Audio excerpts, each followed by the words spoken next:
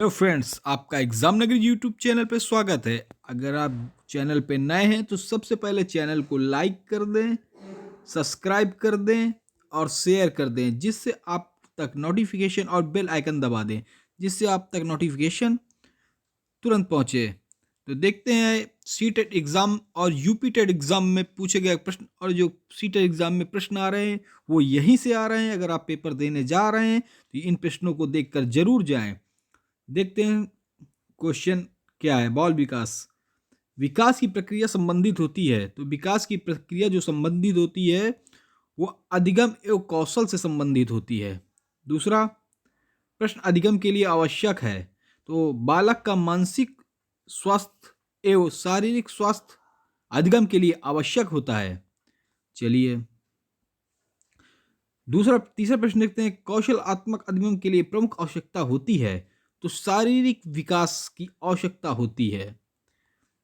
प्रश्न व्यक्तित्व को प्रभावशाली बनाने के लिए व्यक्तिगत गुणों को सीखने की आवश्यकता होता है, तो जो प्रभावशाली गुणों की जो आवश्यकता होती है शारीरिक, मानसिक, सामाजिक विकास की आवश्यकता होती है। स्वस्थ शरीर में निहित होता है, स्वस्थ शरीर में निहित होता है क्वेश्चन आ जाए तो स्वास्थ्य और मन ये विकल्प में हो तो आप टिक मार दीजिए। गतिविधि आधारित पर अधिगम के लिए आवश्यक है, तो गतिविधि आधारित पर अधिगम के लिए आवश्यक है वो शारीरिक एवं मानसिक विकास, ये दोनों विकास बहुत ही आवश्यक है। विकलांग बालकों के सक्षम विद्यालय में संयोजन की समस्या का प्रमुख कारण होता है, तो वो होता है शारीरिक विकास। शारीरिक विकास को महत्वपूर्ण क्यों माना जाता है? क्योंकि क्योंकि यह मानसिक विकास का योगदान देता है तथा यह अधिगम में योगदान देता है तथा कौशलों को सीखने में योगदान देता है, इसलिए महत्वपूर्ण माना जाता है। अवधान का संबंध किससे है? ये क्वेश्चन काफी इंपॉर्टेंट क्वेश्चन है, ये खूब आ रहे हैं। अवधान का संबंध मानसिक विकास से है। मानसिक विकास में जब कुछ पठार टाइप का आएगा, ब्रेक टाइप का आएगा, उसे अवधान कहते हैं। प्रभावशाली एवं उच्च अधिगम के लिए आवश्यक है, प्रभावशाली उच्च अधिगम के लिए मानसिक विकास आवश्यक है। अधिगम से संबंधित मानसिक शक्तियां होती हैं, तो देखिए अधिगम से संबंधित मानसिक शक्तियां स्मृति, अवधान, चिंतन, और एक दे दिया जाएगा मन, एक और दे दिया जाएगा तो वो नहीं होगी। ये तीन है, ठीक है। ये तीन आपके ऑप्शन में आ जाए, ये एक ऑप्शन में आ जाए तो आप इसको याद कर लें। कक्षा में अधिगम प्रक्रिया हेतु बालक को समूह विभाजन किस आधार पर किया जाता है? तो मानसिक विकास के आधार पर किया जाता है कक्षा में। अधिगम प्रक्रिया में चिंतन की प्रभावशीलता प्रदर्शित करती है, तो चिंतन की जो प्रभावशीलता प्रदर्शित करती है मानसिक विकास के आधार पर करती है। अधिगम प्रक्रिया में महत्वपूर्ण भूमिका होती है, तो जो अधिगम प्रक्रिया में महत्वपूर्ण भूमिका होती है मानसिक शक्तियों की होती है। मानसिक विकास की मंदता प्रभावित करती है, तो ये कोई चीज की होगी तो सीखने को प्रभावित करेगी, अधिगम को प्रभावित करेगी।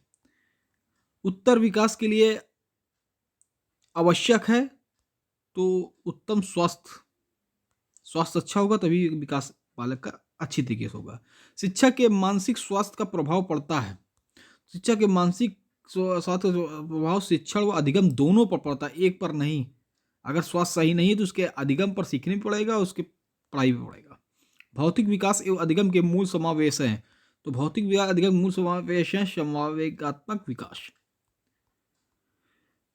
सृजन की प्रक्रिया किस समय बाधित होती है? तो सृजन की प्रक्रिया जब बाधित होगी जब घृणा से, जब घृणा की कोई चीज घृणा मन में आ जाएगी, ईर्ष्या आ जाएगी, तो सृजन की प्रक्रिया बाधित हो जाएगी।